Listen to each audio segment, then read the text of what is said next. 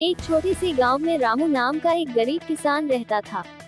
उसके पास थोड़ी सी जमीन थी, जिस पर वह मेहनत करके अपने परिवार का पेट पालता था। रामू के परिवार में उसकी पत्नी सीता और 2 छोटे बच्चे थे।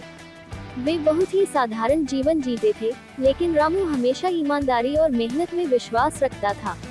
रामू रोज सुबह सूरज निकलने से पहले खेत पर चला जाता और देर शाम तक मेहनत करता।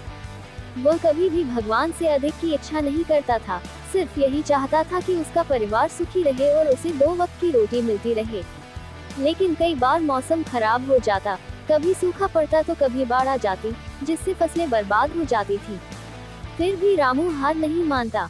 एक साल बहुत बुरा सूखा पड़ा।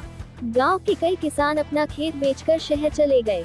रामू के पास कोई और काम नहीं था, लेकिन उसने सोचा कि खेत ही उसकी असली पूंजी है। उसने ठान लिया कि चाहे कुछ भी हो जाए, वह अपना खेत नहीं बेचेगा।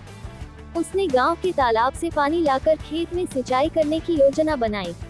लोग उसकी हंसी उड़ाते थे, लेकिन वह मेहनत करता रहा। रामू ने तालाब से खेत तक नहर खोदनी शुरू की। ये काम अकेले करना बहुत मुश्किल था, लेकिन उसने हिम्मत नहीं हारी। धीरे धीरे कुछ गांव वाले भी उसकी मेहनत देखकर मदद करने लगे।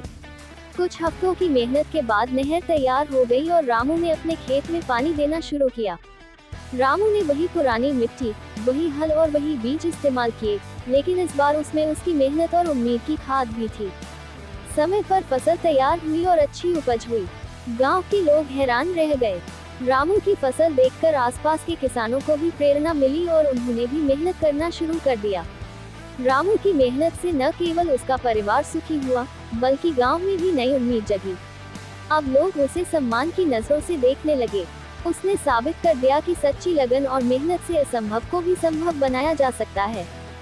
ये कहानी हमें सिखाती है कि जीवन में चाहे कितनी भी मुश्किलें आएं, अगर हम ईमानदारी से मेहनत करें और हार न माने, तो सफलता जरूर मिलती है।